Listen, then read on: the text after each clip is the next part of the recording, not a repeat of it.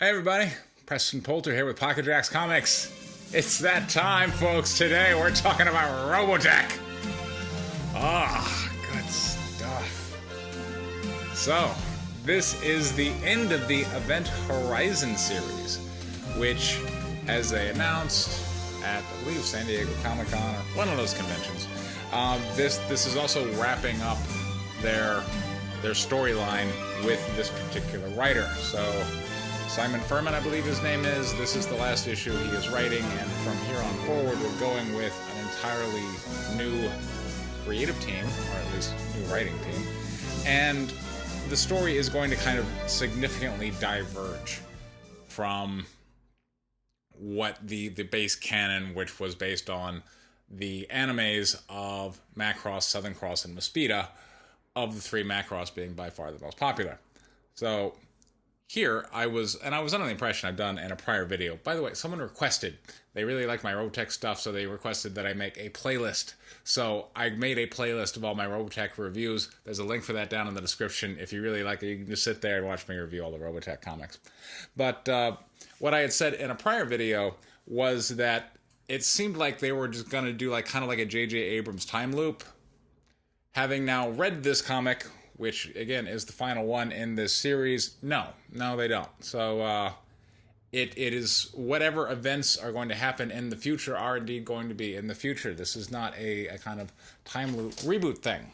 So, whichever. I mean, look, I love the Macross story. If they wanted to redo it again, let's redo it again. But instead, we're going to go forward. I'm not sure who the main characters are going to be. It's interesting. So, let's dive in here to, I believe to be issue 24 of Robotech by Titan Comics. All right, so we're opening up, and I like the way, Mr. Furman writes. As a writer, I got to look at it and go, props, that was pretty cool. So we open up with, boom, the Zentradi battle cruiser, crashing into some planet, and we got this super cool quote of, "The day the sky fell, everything changed."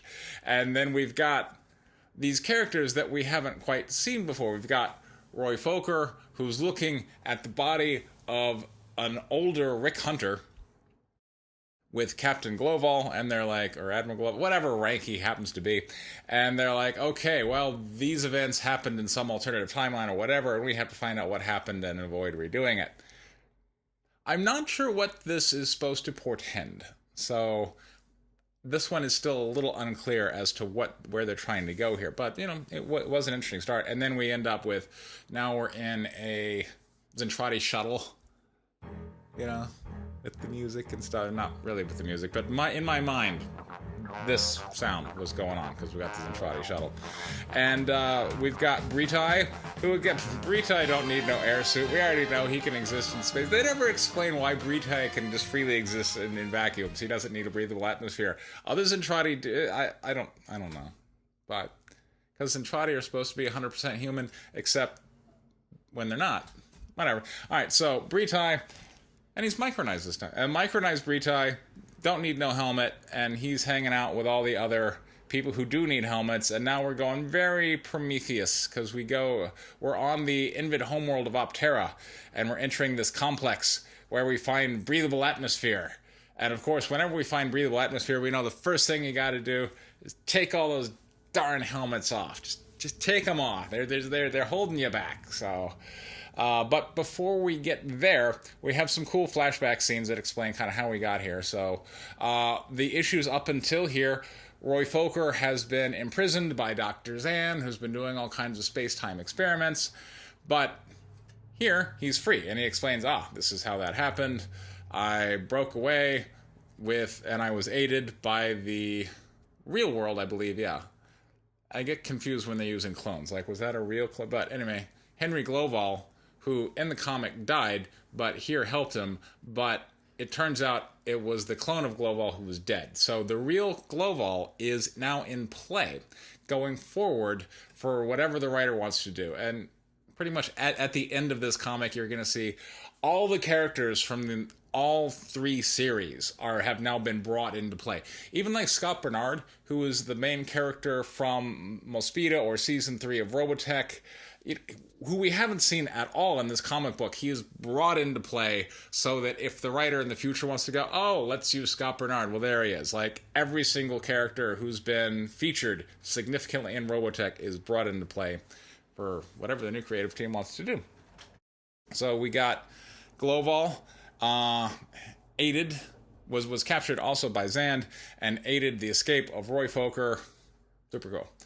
And this is going to be spoiler heavy, by the way. If you want to, like, wait until you pick this up at your local comic book store, it should be out in no time at all. Don't have an exact date for you. But, alright, so then after we recount the thing, the Zentradi shuttle crashes. And then meanwhile on the SDF-1, here come the Envid, big fight, modular transformation, energy blasty stuff, kaboom. And then the Regent is, of course, seeing all this and orders in some more forces. But while she's there, the away team, we'll call them the away team, with Britai and all that, are now helmetless, making their way through the Envid complex. Oh, but here come the Envid, but it's okay, because Carl Reber, Lisa Hunter's ex-boyfriend, the Envid killer, is just smashing them up good.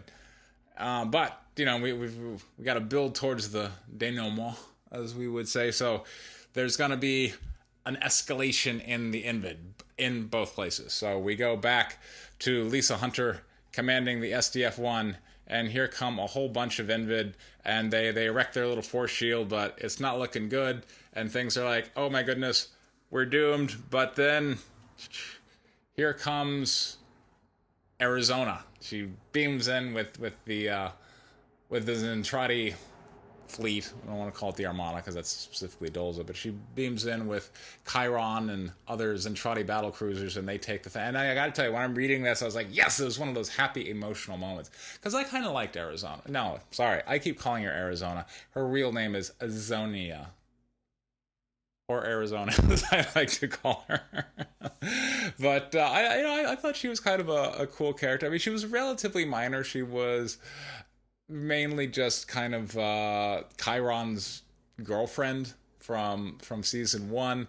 But it was interesting in that if we go back to the original season 1 storyline, the Zentradi were just like us, except they were sexless.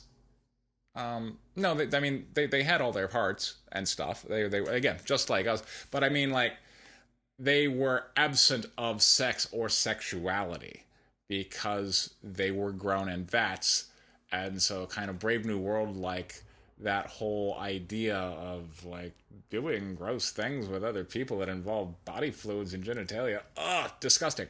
But then, you know, over the course of Robotech Season 1, they're confronted with humans who are doing these things, and eventually Chiron and Azonia are like, let's try that. And so, you know, it's this kind of interesting warriors coming together and deciding, like after they've done, like, cutting off the heads of people, they come back and they have said, it kind of reminds me of, like, Conan or something, like, just sitting there in bed, like, bearskin rug, heads of the enemies, sex, good in life, kind of thing. So Azonia I always kind of like. So she beams in with the Zentradi fleet, and they take the battle to the Envid, allowing us to go back to the away team. And I don't want to go through the whole thing, but in the end, they wrap it up. They make peace with, again, every character, including the villains. So the Regent, although Dolza is dead, but do you really need to recycle Dolza? The Regent agrees or is forced to warp out of this reality, and they have downloaded, the heroes, I believe, end up downloading all the secrets of the Flowers of Life, which was the plot MacGuffin from season 3 that, never really got fully explained, because it was a plot MacGuffin. It was just there to kind of link these animes, which otherwise didn't have a connecting theme. But now we've got the plot MacGuffin all ready for whoever the next writer is to come in, and we end with some cool weddings. Roy Fokker and Claudia Grant, which is happy, because, going back to Robotech, like, Roy Fokker died, and you just felt so sad. You're like, no, I want Claudia to be happy. And then, and the thing I love about it, which I myself took. Like the characters, when characters die. Their death has to mean something. So Roy Fokker died, and from that point forward, Claudia Grant was just this sad widow, and you were kind of sad seeing her in that way because she was kind of spunky and upbeat up until she became Sad Widow, and after Sad Widow, she was basically helping Lisa cope with her inability to have the relationship she wanted to with Rick Hunter, and those kind of nice tender moments between ladies. But here she is, a much happier Claudia Grant, married to Roy Fokker, super cool. And of course we get Rick and Lisa, which this is completely undeserved. They've been given very little actual time in terms of our comic book. Their relationship is purely perfunctory. It's mainly just fan service. I guess whatever. They're married, so there we go. That's kind of how we end up, and then we get kind of these little touching notes from the creative team. Been a blast. Thank you so much. And that completes the Event Horizon arc, a 25-issue arc in total, 24 issues of Robotech itself, and issue 0 of Event Horizon, which was a free comic book day event. So there you go. And now we're all teed up to see where the new creative team is going to take the Robotech series going forward. I'm looking forward to it. I love me some Robotech. I'm glad people are doing things with it. Because I've been covering this comic, I have been looking at Harmony Gold, and it is very interesting, the history of the IP, because we didn't have the writer exactly. This didn't come from a writer's mind to a script to a finished product the way things traditionally work. Instead, there were these already existing animes that were being adapted, and so we had to kind of constrain the storyline we were going to tell to what the animation was. And then there were other people who got involved, like Canon Films, when it came to the Robotech movie, and essentially whatever the real story was just kind of got lost in terms of all this corporate shuffling around, as can tend to happen. And it was really just the original seeds laid by Macross that really gave the show the kind of emotional oomph to connect to the audience. And I see that, and I understand why the Macross purists are purists, because really that's the connection, is to Rick and Lisa and Min-Mei and Roy Fokker's death and all those heavy emotional moments of season 1, the Macross story. But look, I'm happy to see these characters reborn in this new series, and I'm curious to see where they're gonna go from here. Speaking of, by the way, issue 4 of White Lily is coming up, and if you like Robotech, you're gonna like issue 4. I've been shipping out a lot of orders from Kickstarter and Indiegogo. I printed up like 120 of issue 4 a couple of months ago, and I'm almost out. That's been a really popular issue, even for people who haven't read it. Like, people walk by my table at comic book shows, and I show them issue 4 first, because it really contains the true emotional struggle, like the climax of the emotional struggle from which all action either proceeds or concludes. And I think you're going to really like it. So that is coming up on Kickstarter within a couple of weeks, so stay tuned here. Again, there is a link down in the description for my Robotech reviews as a playlist. I would encourage you to check those out. This has been Preston Poulter with Pocket Jacks Comics. Thank you so much for your time. Take care.